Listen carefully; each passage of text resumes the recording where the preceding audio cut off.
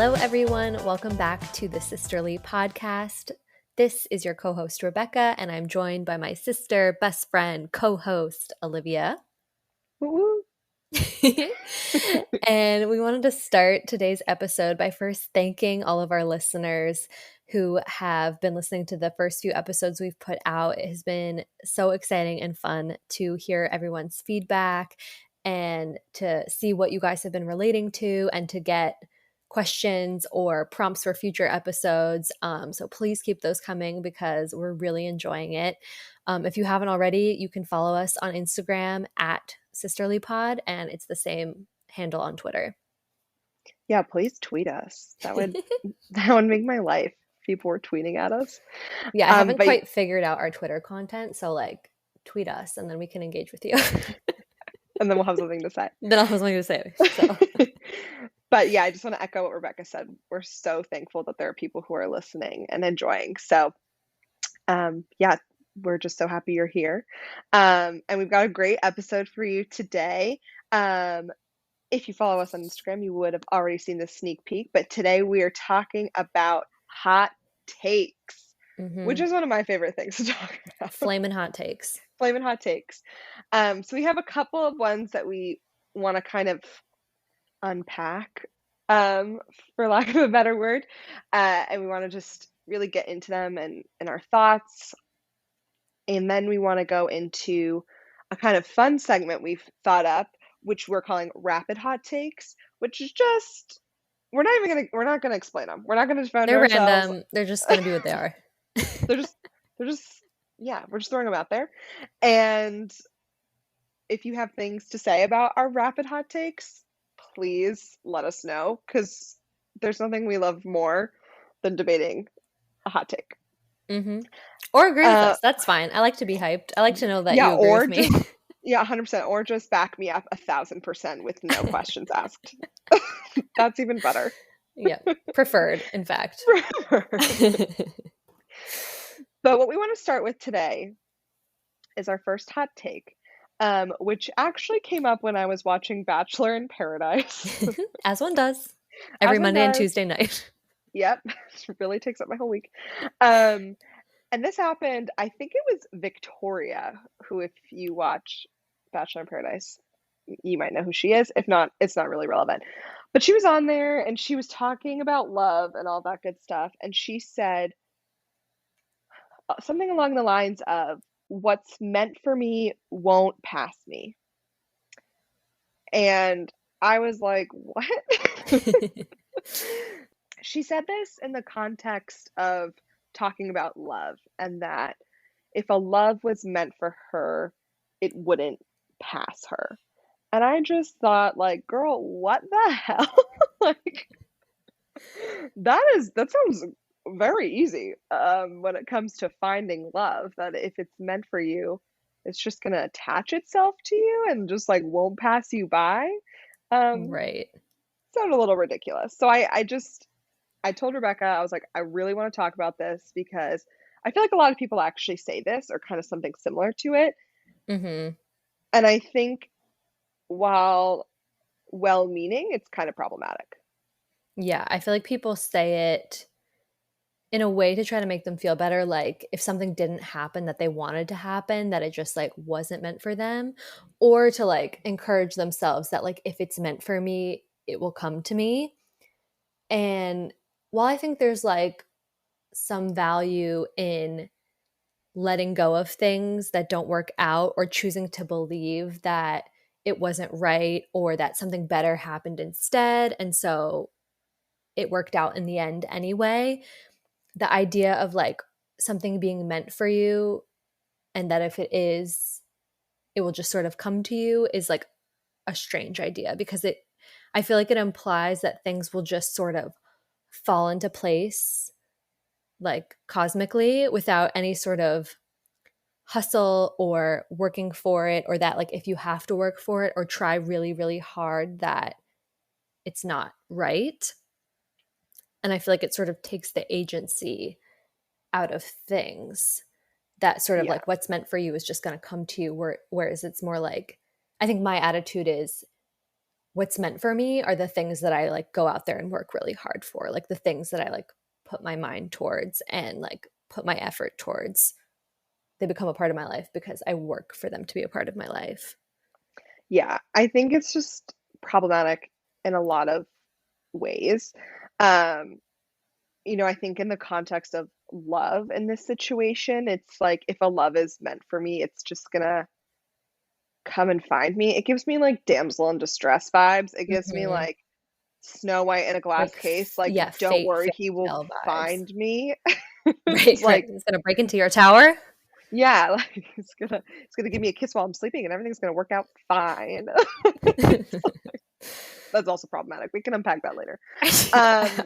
But which really frustrates me, because even when I just think about my own life, once again in the context of romantic relationships, it's like, no, yes, I do think sometimes luck happens, right? Like you just meet someone, you didn't think you were going to meet them, great.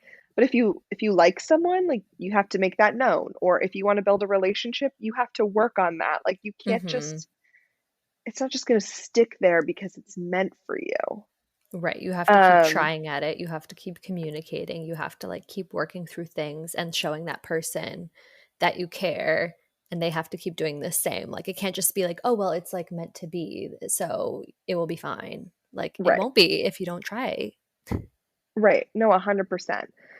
So I just think I understand once again in the context of love, maybe it's a coping mechanism of like, okay, clearly this wasn't right for me. And I do think there's a lot of power in knowing when something isn't right for you or Mhm. it's time to move on. But I think there's a difference in that and letting something go because you're just like, I shouldn't have to work this hard. Right. Like Right. I shouldn't have to try. Like if Right, he or was that you'll meant for just, me, he like would have just stuck around. right, or that you'll just, like, fall into this perfect scenario, like, whatever is meant for you will just come your way. It's like you have to be out and about and being yourself and trying and putting effort into things for things to fall into place. Like I think a lot of times, especially if you're on the outside of something, it can look like something just came together really easily, but in fact, it's people working really hard that makes that actually happen. 100%. I was when we were brainstorming about this idea, I kind of thought about it. I'm also watching Ted Lasso currently, so I think that's what like really brought this to me. But I was thinking about in the context of like a soccer player, like a professional athlete who, if they didn't make the goal, they were just like, you know what? It wasn't meant for me. This goal wasn't meant for me. So it it passed me because it wasn't meant for me. It's like, Right. no. Like, you didn't make the goal because once again, I should preface I have no experience in soccer, so excuse me if none of these analogies make The sense. terminology is inaccurate. But it's like, okay, you didn't make a goal because maybe you missed the player you were supposed to kick it to, or you didn't realize someone was coming to like defend you and you weren't paying attention, or I'm sure there are a million things that could prevent someone from making that goal. But it's not just oftentimes because it wasn't meant for you, you know? Mhm. That's not to say if things don't work out, it's 100% your fault all the time because we know that's not how life works. But I just think it's so important to take ownership of the role we play in our own lives. And Um, yeah, and making choices for ourselves in our lives. and I think there's, of course, a whole other layer that we could unpack, probably not in this episode, but in a different episode of course, we're not necessarily always on the same playing field, right? When it comes to the things that you want to get. Um, Mhm. so I don't want to pass over that with making it just seem like if you work hard enough, you will just get it. I don't Right. I don't want it to come across that way because we know that that's not the case. I just want to make I saw this on TV and I was just like, I don't think we can think that way. I don't think we can just walk around our lives thinking, "Oh, if it's meant for me, it's gonna happen. Right. And if it's not meant for me, then it just won't happen. Because, yeah, I just think that sometimes things don't really happen for a reason. Sometimes something that you really wanted to happen doesn't work out. And it's okay to feel disappointed and to feel like you did everything you could for something. And it doesn't mean that that thing wasn't meant for you. Like, you're allowed to be disappointed. You're allowed to be bummed about missing out on an opportunity or on something that you really wanted or that you worked hard for. And I think for some people, it's like comforting to be like, all right, like it wasn't meant to be. It wasn't meant for me. And I think sometimes, you take that loss and it becomes a growing opportunity, which leads you to something else. And so the expression kind of plays out, but I don't think it's helpful sometimes in the moment to hear that something wasn't meant for you or to hear that if it were meant for you, it would happen. 100%. It's like you didn't get a job you really wanted, and someone was like, "Well, clearly it wasn't meant for you." And you're like, "Excuse me? Yeah. What do you mean it wasn't meant for you?" You know, like it can kind of come across as insulting in some ways Yeah. too. Um, so I think to kind of wrap up this argument, Victoria, come up with a better phrase. Yeah. Uh, Was this Victoria P or the other one? There's two Victoria Victorias. P. This Okay, was the yeah. girl who also couldn't remember the name of the guy That she she was was quote dating. quote dating on this show. She was like, "What's his name? What's his name?" So like, She had a her number of logic is issues. flawed.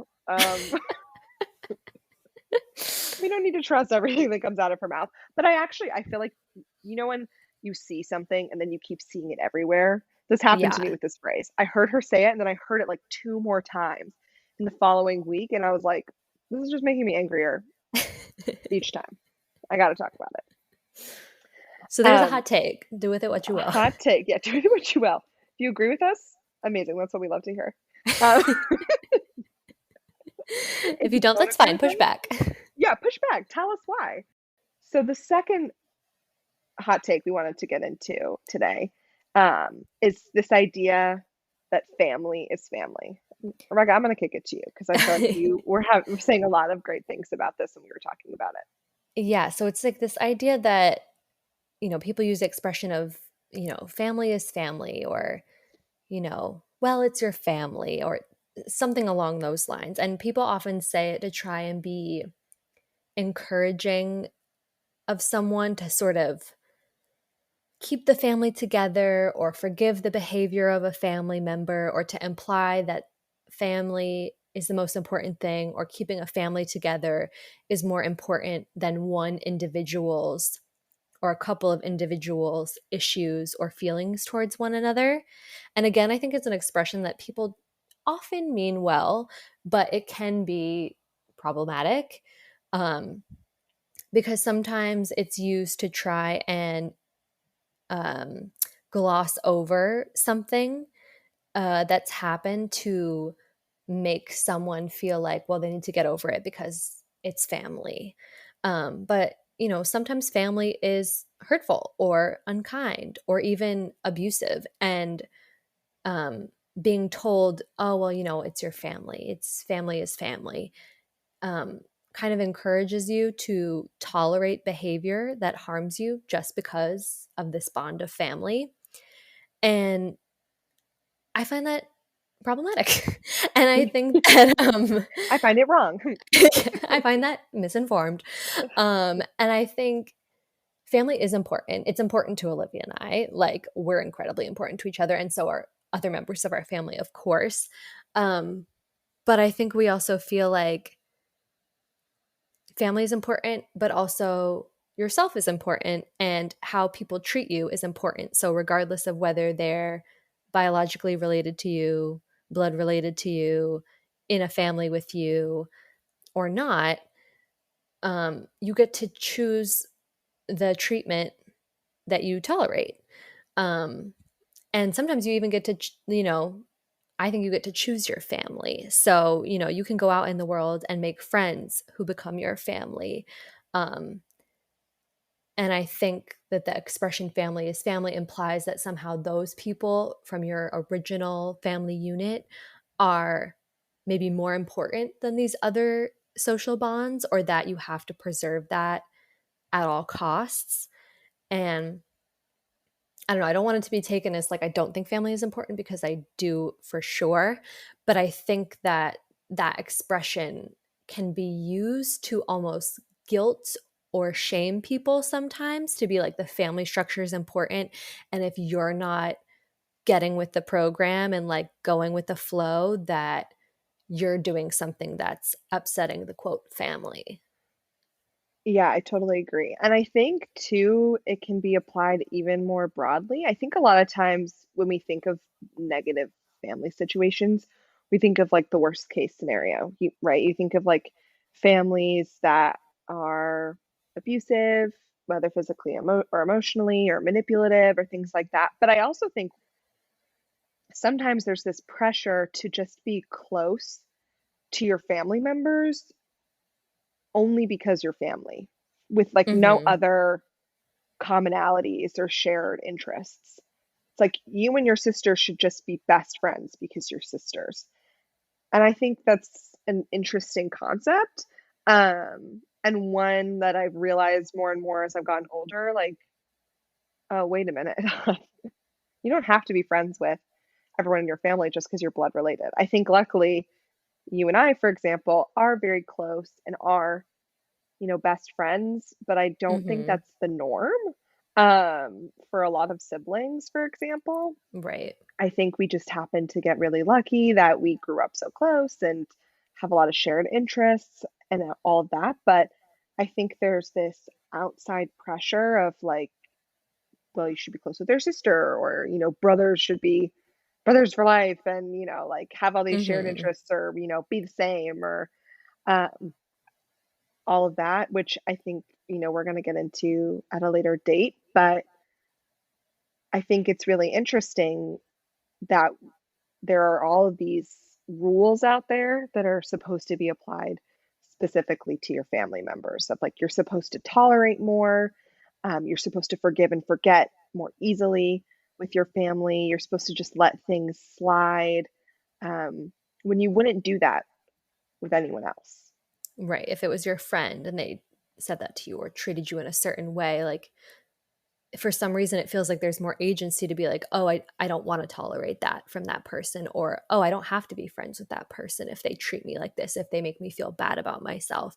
But for some reason, if it's a family member, it's like, well, they're your ex relative, so you Right, it's got to like, "Come get on, over just it. yeah, you gotta get over it," or, "Kiss and make up," or whatever, and, I think, for example, when kids are little, right, like, you try and teach them to resolve their issues, like, when you and I were little, we actually didn't fight a ton, but when we did, it was like, "Come on, you're sisters, like, you're all Hmm. each other has," and I understand that when you're young, kind of this concept of forgiving and, um, moving forward, but I think then you become an adult and you realize, like, wait a second, like, I don't have to, Right. tolerate or forgive and forget with just like anyone that's related to me because that's what it's supposed to be. Right. You don't have Um, to always swallow your feelings about something to make everyone else feel comfortable because no one wants to rock the boat, or, you know, no one wants there to be a conflict. What happens in those situations is often there still is a conflict, but one person has been silenced or told to get over it and somebody else doesn't. were you silent or were you silenced? As Oprah said A la Oprah. to Meghan Markle in the iconic interview. And I think it's so interesting too, right? Because when you think about it in the context of a partnership, like your life partner, for example, if that's something that you want, there are even different rules applied there, right? In the context, for example, of I live with my boyfriend, and if he were to treat me in a certain way that was negative, friends, family would be like, get out of there. Like, don't stay with that. Like, you Hmm. deserve better or whatever. But then if it's like an actual blood relative treating you poorly, it's like, come on, Right. you got to move forward. Like, you got to make up. And it's like, what? Yeah. Um, So I just think it's really interesting, and I think you and I are both super passionate about this idea of creating your own family. Mhm. Um, I mean, not that we don't love the family we have, but I think creating your own is such a unique experience that everyone is able to do, and is so Yeah, I feel like it just special. expands it. It doesn't, like, detract from it. It's just, like, 100%. an expansion. Yeah, 100%. Um, and I think that's what we kind of wanted to do too when we came up with this whole idea to make a podcast is we saw the relationship we were lucky enough to have as sisters and realized like not everyone gets to have that for so many reasons, and who wouldn't want to grow that relationship with other people. You know, Mhm. I also have friends now that I feel like are sisters, from growing up or from college or whatever. You just grow that closeness with them, and it kind of takes it to the next level. It's not just like a friendship that you hang out on certain occasions, but it's like no, the people I go to when I need help or advice, Right, or the just people you can want to be rely with. on, the people who make you feel good about yourself, who are there to support you in, like, good times and bad. So yeah, I think that's kind of all we wanted to say on the topic of family is family for right now. I think that's something we could probably talk about for a really long time.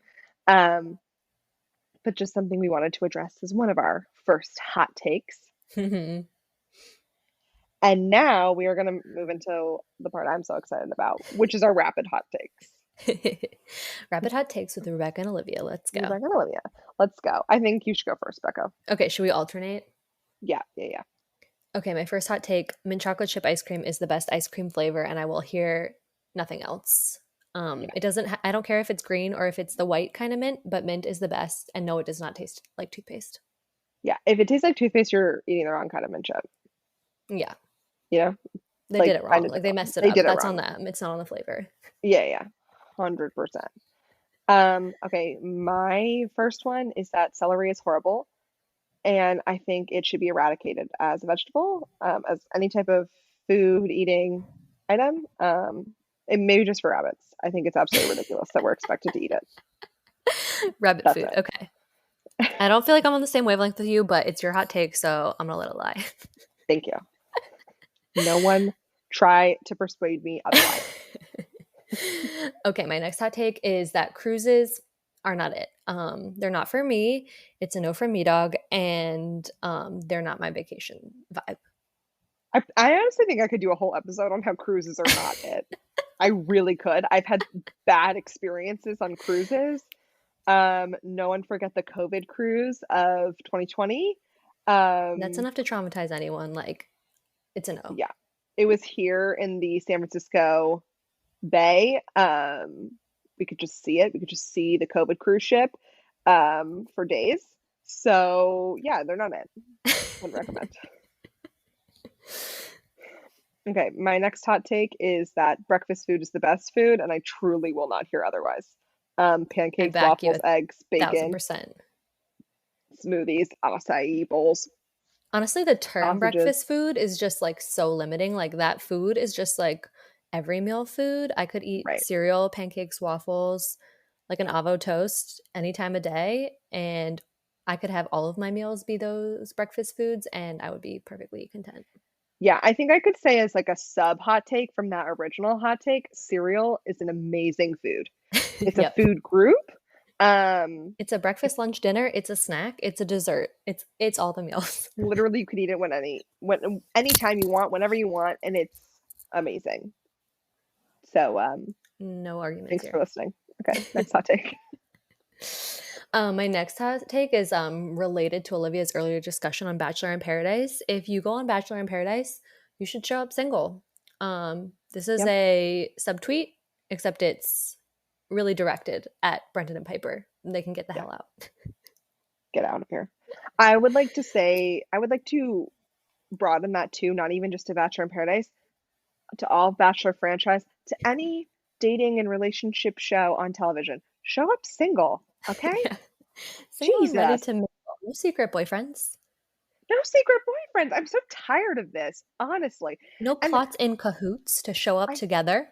I think producers think that it makes for good TV, and it doesn't. It just makes us annoyed.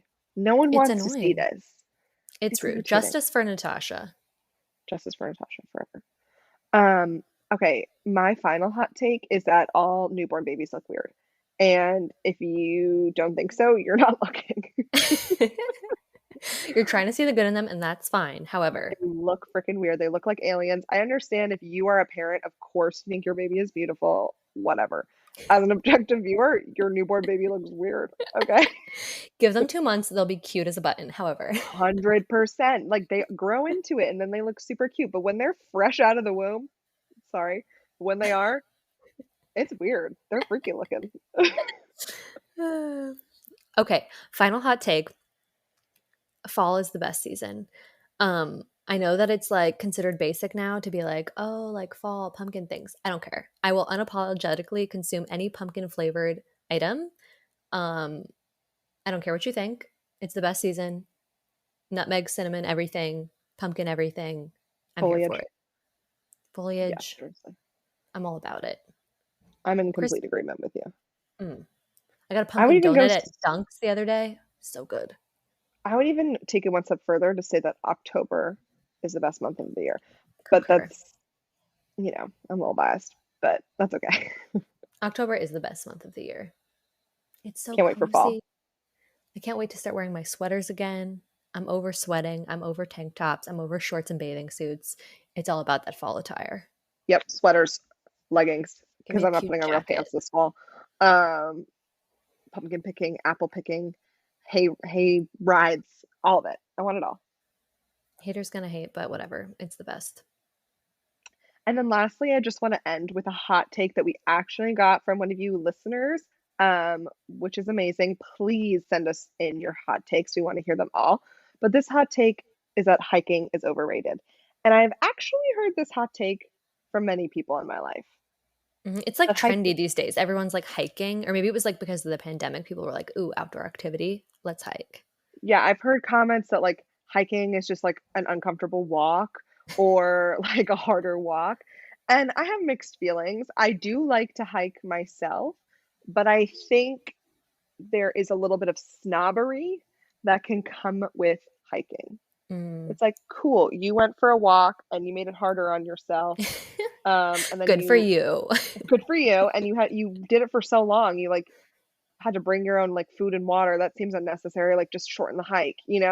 Um, Yeah, so I get it. my issue with the hiking is more so the lack of bathrooms or like needing to go out in the woods. So like I'm really if I'm gonna do a hike, it's gotta be a brisk hike. Like it's really I don't need it to be more than an hour or two. That's super fair. I also feel like I like to take my time, which might be contradictory to what you just said, but it's like, it doesn't mean it has to be that long, but I'm like, I'm moving and grooving at my own speed. Okay. I'm going nice and steady.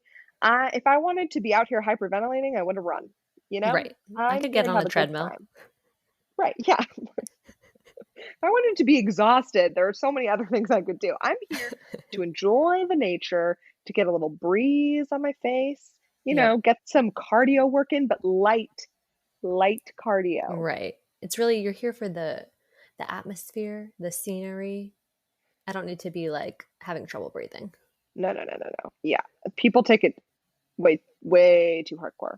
I've even been on hikes where I'm like, why am I doing this? Like, I'm doing the most, and I really didn't need to. This isn't really what I wanted. Um, so thank you so much for sending that in. I support you on your journey to never hike again. Thanks everyone for tuning in to the latest episode of Sisterly. Hope you enjoyed our hot takes. As we said, please feel free to share yours with us. We would love to hear them, and we will catch you on the next episode.